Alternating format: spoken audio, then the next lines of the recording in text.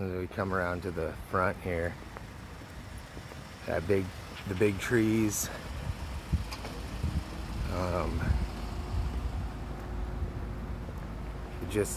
You can't see anything now. You just used to be a wall of trees right here, and now it's just all wide open.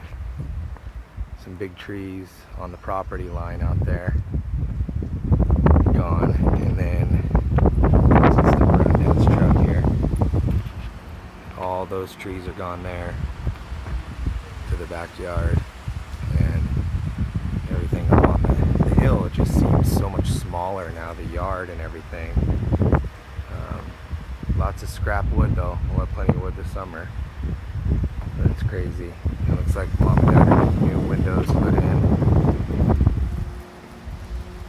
And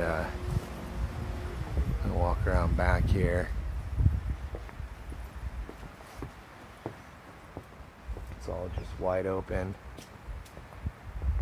down that way. It's weird, really weird looking. And I found a little scrap wood back there, obviously. And that's the back. It's just all wide open. Basically the only thing left is that maple back there.